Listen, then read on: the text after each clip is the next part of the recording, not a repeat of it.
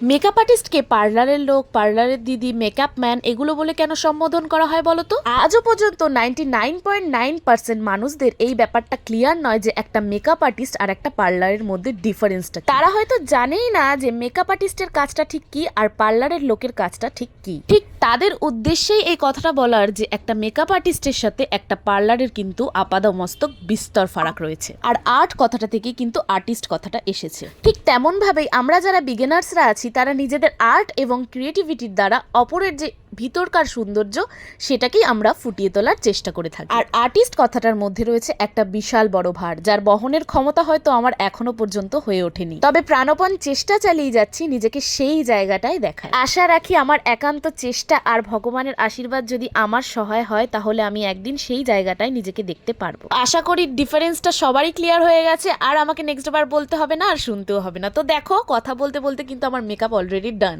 তো কেমন লাগছে অবশ্যই তোমরা কমেন্ট করে জানিও।